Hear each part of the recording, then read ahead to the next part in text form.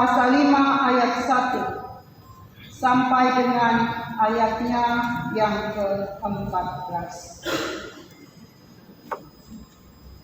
Dengan judul pembacaan Raja Mesias dan Penyelamatan Israel. Tetapi engkau, hai Bethlehem Efrata, hai yang terkecil di antara kaum-kaum Yehuda, daripadamu akan bangkit bagiku seorang yang akan memerintah Israel, yang permulaannya sudah sejak purbakala, sejak dahulu kala. Sebab itu ia akan membiarkan mereka sampai waktu.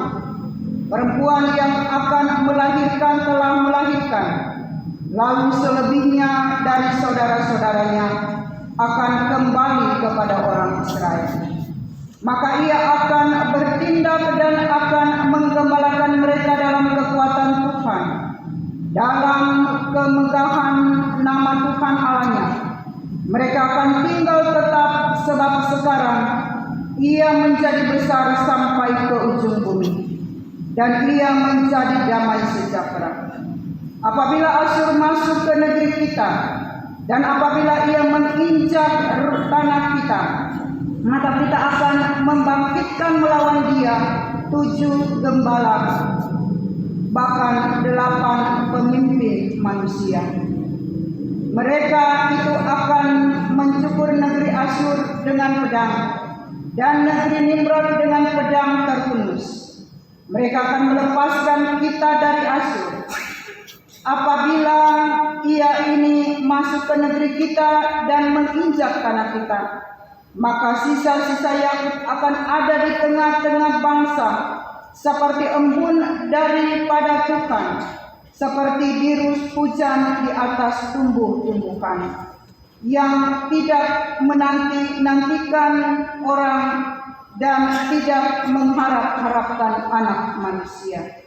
Maka sisa-sisa Yakub akan ada di antara suku-suku bangsa, di tengah-tengah banyak bangsa, seperti singa di antara binatang-binatang hutan, seperti singa madu di antara kawanan kambing domba. Ia kemana pun ia pergi, maka ia membanting dan menerkam, sedang tidak ada yang melepaskan. Tanganmu akan diangkat melawan para lawan, dan semua musuhmu akan dilenyapkan. Maka akan terjadi pada waktu itu, demikianlah firman Tuhan, aku akan melenyapkan kudamu dari tengah-tengahmu, dan akan membinasakan keretamu. Aku akan melenyapkan kota-kota negerimu, dan akan meruntuhkan segala kubumu. Aku akan melenyapkan alat-alat sihir dari tanganmu, dan tukang-tukang peramal tidak akan ada lagi padamu. Aku akan melenyapkan patung-patungmu, dan tubuh-tubuhmu berhala dari tengah-tengahmu. Maka engkau tidak lagi akan sujud menyembah kepada buatan tanganmu. Aku akan menyatakan tiang-tiang berhalamu dari tengah-tengahmu, dan akan memusnahkan berhalamu. Aku akan membalas dendam dengan murka dan kehangatan amarah kepada bangsa-bangsa yang tidak mau mendengarkanku. Demikian bagian pembacaan firman Tuhan. Pujian kepadamu ya Kristus selama-lamanya. Amin. Jemaat yang Tuhan Yesus kasihi, shalom.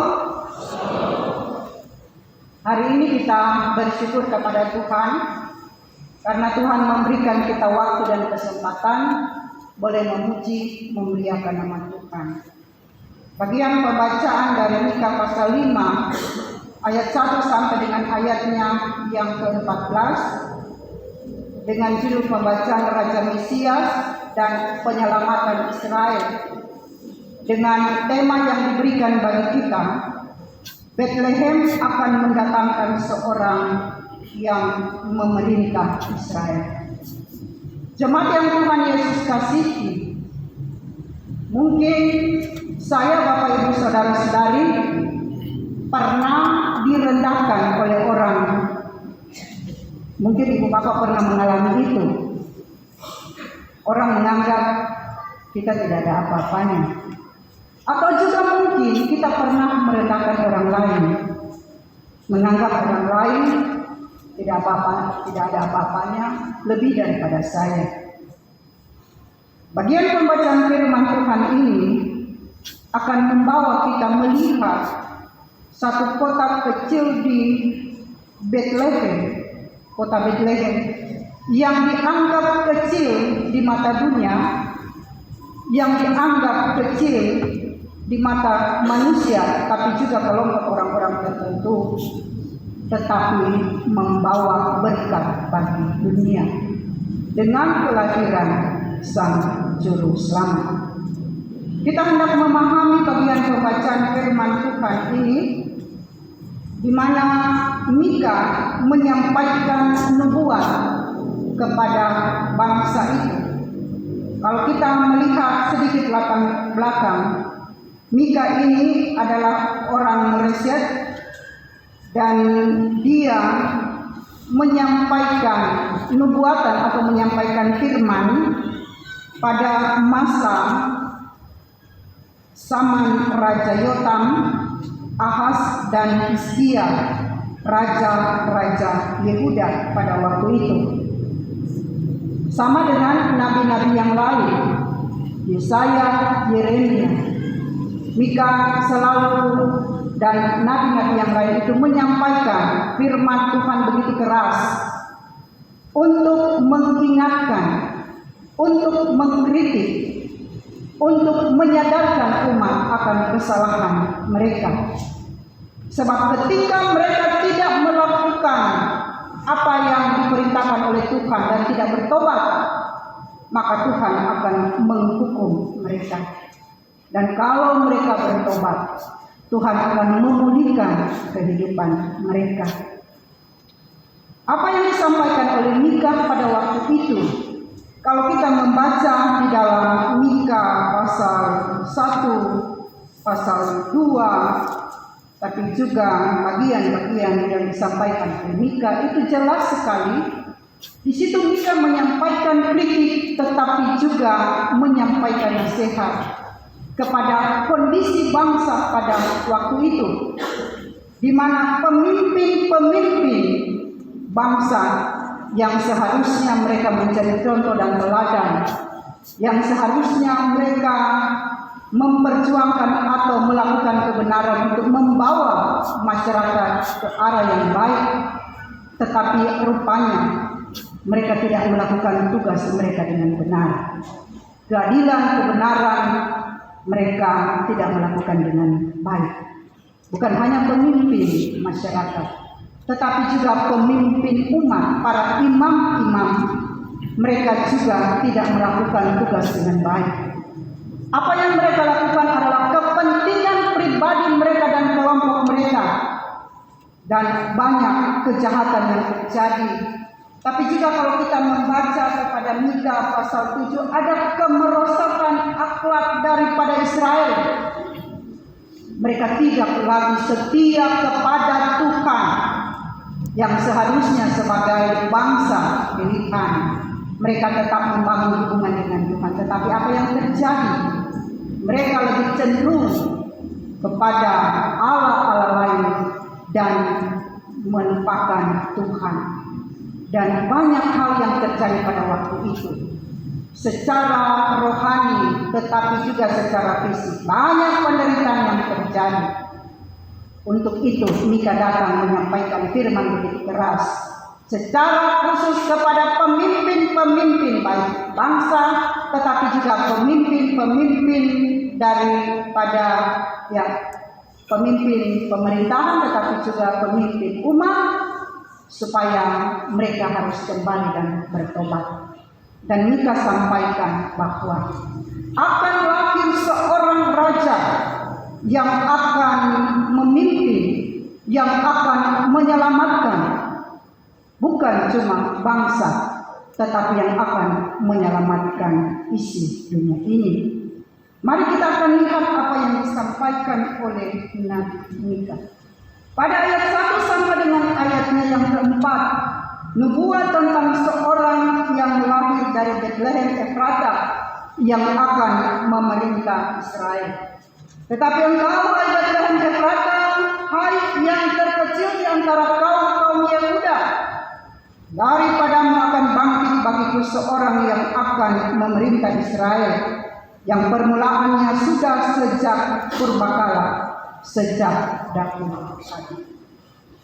Satu tempat yang kecil, Bethlehem Efrata, yang dianggap bagi masyarakat, yang dianggap bagi banyak orang, itu kota yang sunyi, kota yang tidak seperti Yerusalem, begitu ramai, tetapi juga dengan segala hal dan juga perkembangan-perkembangan yang ada. Tetapi kota Bethlehem ini adalah kota yang dianggap terpencil, tapi juga dianggap ya seperti biasa-biasa.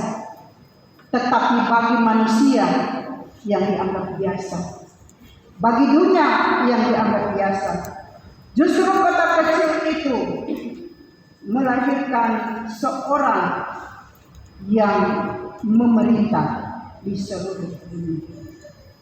Hai Bethlehem Efrata, hai terkecil di antara kaum Yehuda, daripadamu akan bangkit bagiku seorang yang akan memerintah Israel.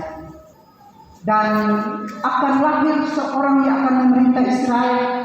Dia tidak seperti raja-raja dunia.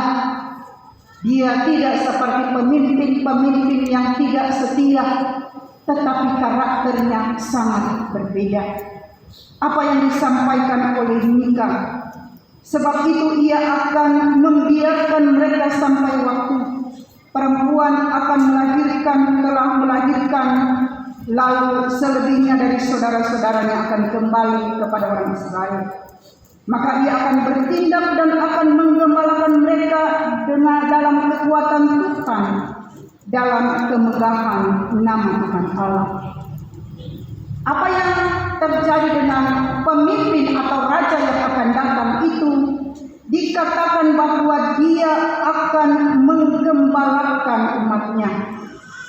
Seperti seorang gembala, dia akan menuntut, dia akan melindungi, tetapi juga dia akan mengarahkan para domba-dombanya ke arah yang Tuhan kehendaki.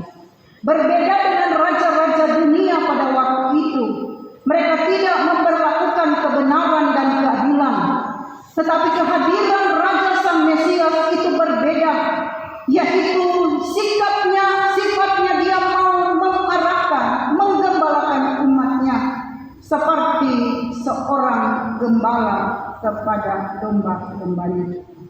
Tapi juga dikatakan mereka akan tinggal tetap, sebab sekarang ia menjadi besar sampai ke ujung bumi dan dia menjadi damai sejahtera. Kalau pemerintahan biasa, di mana daerah pemerintahan mereka terbatas, tetapi dengan kehadiran Sang Raja itu tidak terbatas, yaitu sampai ke ujung bumi. Bahkan kehadirannya yaitu menjadi damai sejahtera. Berbeda dengan pemimpin-pemimpin pada waktu itu, mereka tidak menghadirkan damai sejahtera. Yang mereka hadirkan hanya untuk kepentingan pribadi dan kelompok. Tetapi dengan kehadiran Sang Raja Mesias dari Bethlehem yang dianggap kecil, yang tidak diperhitungkan, menghadirkan seorang raja yang istimewa. Bahkan kehadiran juga membawa damai. Dan kehadiran daripada Sang Raja itu, di mana sisa-sisa daripada umat Israel, ketika mereka dibuang dan kembali mereka bertobat, maka hidup mereka akan berdampak. Dikatakan pada ayat 6 sampai dengan ayatnya yang ke-9, di mana kehadiran mereka, sisa-sisa Yakub akan ada di tengah-tengah banyak bangsa, seperti embun daripada Tuhan, seperti dirus hujan ke atas tumbuh-tumbuhan. yang tidak menanti-nanti orang dan tidak mengharap-harapkan anak manusia. Maka sisa-sisa yang itu akan ada di antara suku-suku bangsa, di tengah-tengah banyak bangsa, seperti singa di antara binatang-binatang hutan, seperti singa muda di antara kawanan kambing domba. Kemana ia pergi maka ia membantu dan menekan, sedang ia tidak ada yang melepaskan. Mereka sisa-sisa yang setia kepada Tuhan, yang bertobat, yang hidup di dalam pemulihan akan mendapat kekuatan yang baru, di mana mereka akan membangun kehidupan mereka. Hubungan mereka yang sudah tidak bagus dengan Allah, dengan Tuhan sendiri akan dipulihkan, tetapi juga mereka akan merasa damai. Dan pada ayat 10 sampai 14 dikatakan bagaimana kehadiran Tuhan Allah yang perkasa itu, yang pada waktu itu mereka menganggap, atau pada waktu itu mereka sebagai raja tidak melakukan tugas dengan baik, tetapi tidak memperlakukan kebenaran dan keadilan, tetapi juga mereka terpengaruh dengan Allah lain. Tetapi dengan kehadiran Tuhan yang berkuasa itu, dia akan mematahkan semuanya. Berhala-berhala dia akan hancurkan. Tetapi juga kekuatan-kekuatan manusia yang dianggap hebat, semuanya dia akan hancurkan. Yang ada adalah semua akan tunduk kepada Sang Tuhan Raja yang perkasa. Jemaat yang Tuhan Yesus kasihi, apa nasihat bagi kita dari firman Tuhan ini? Mika bernubuat pada waktu itu, menyatakan kebenaran di mana akan lahir seorang Mesias yang akan menyelamatkan Israel. Dan tema bagi kita, Bethlehem akan mendatangkan seorang yang memerintah Israel. Hal yang pertama mengingatkan dan menasihati saya, Bapak Ibu Saudara-saudari, bahwa kehadiran Sang Mesias, Tuhan dan Juru Selamat itu benar-benar telah terjadi. Yang dianggap oleh dunia, tapi juga yang dianggap oleh orang-orang tertentu. Di satu kota yang kecil, yang sunyi, yang sepi, tetapi justru menghadirkan seorang raja yang istimewa. Siapakah raja itu? Dia adalah Mesias, Tuhan Yesus sendiri, yang datang untuk membawa keselamatan, yang datang untuk menebus dosa kita dan memberikan kita jaminan keselamatan. Apa yang dianggap oleh dunia tidak berarti, tetapi dengan kehadiran Tuhan Sang Juru Selamat justru sangat berarti, bukan hanya untuk kelompok orang pada waktu itu, tetapi membawa pemulihan dan keselamatan bagi dunia. Itulah yang telah dilakukan oleh Tuhan Yesus di atas bukit Golgota. Hal yang kedua mengingatkan kepada kita semua. Kalau pada awal saya bilang sering kita menyepelekan orang, mungkin kita pernah menyepelekan orang, atau mungkin kita pernah disepelekan orang. Tidak berarti apa-apa, tidak seperti orang lain, tetapi juga sering kita menganggap orang lain itu tidak seperti saya. Atau mungkin saya sudah melakukan hal yang baik, saya sudah melakukan hal yang benar, tetapi saya tidak diperhitungkan, saya disepelekan. Kita jangan menjadi kecewa, tetapi firman Tuhan mengingatkan kepada kita. Dunia menyepelekan kehadiran daripada kota kecil itu, kehadiran Sang Juru Selamat. Tetapi justru di dalam Tuhan, kehadiran dari kota kecil itu membawa perubahan dan juga membawa keselamatan. Saya, Bapak Ibu Saudara-saudara, ketika kita ada di dalam satu kondisi tertentu, mungkin kita disepelekan orang, mungkin kita tidak dianggap oleh orang lain, walaupun saya sudah berbuat yang terbaik. Mungkin itu dalam pelayanan, mungkin itu dalam pekerjaan, mungkin itu di dalam keluarga atau di mana kita berada. Jangan kita menjadi kecewa. Karena Tuhan Yesus sudah datang dan di hadapan Tuhan telah memperhitungkan. Manusia bisa menyepelekan, tetapi di dalam Tuhan kita adalah orang-orang yang luar biasa. Oleh sebab itu tetap kita semangat. Jangan kita menjadi kendur di dalam pelayanan kita, di dalam pekerjaan kita, di mana kita berada, walaupun mungkin kita tidak diperhitungkan, tetapi di dalam Tuhan memperhitungkan segala jeripaya kita. Dan mengingatkan kepada kita juga, ketika kita menyepelekan orang, menganggap diri kita lebih baik dan lebih benar, jangan. Tuhan Yesus dia rindu, dia mau supaya kita semua diselamatkan. Kita terdiri dari kelompok, suku, latar belakang, tetapi di dalam Tuhan kita adalah sama. Secara jasmani memang kita berbeda, tetapi Tuhan mengumpulkan anak-anaknya untuk diselamatkan dan diberi pengampunan dosa. Tuhan mau supaya di dalam kehidupan bersama dengan Tuhan kita semua ada di sana, yang terdiri dari kelompok-kelompok yang berbeda, suku, latar belakang. Itu sebenarnya menjadi kekuatan bagi kita untuk tetap saling mengasihi. Bethlehem akan mendatangkan seorang yang memerintah Israel. Pemerintahannya dulu, sekarang, dan sampai selama-lamanya. Oleh sebab itu Bapak Ibu Saudara-saudari, nanti pada minggu depan kita hendak memasuki minggu Advent yang pertama, 2, 3, 4 sampai kita akan memasuki perayaan-perayaan Natal. Mengingatkan firman Tuhan ini, bahwa yang dianggap kecil tetapi membawa perubahan, membawa keselamatan Tuhan Yesus sendiri. Apapun yang menjadi tantangan pergumulan kita tetap jalan karena Tuhan ada dan tidak pernah meninggalkan kita.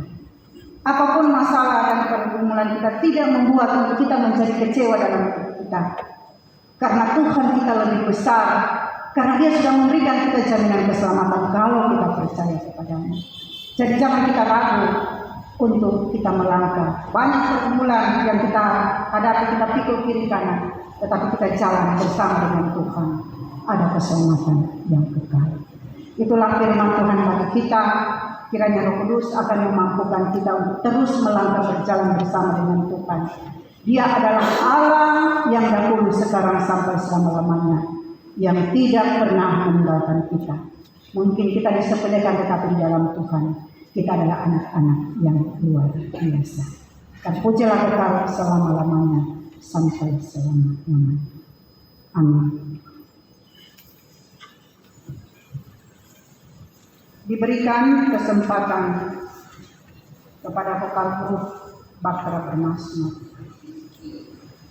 2 pujian.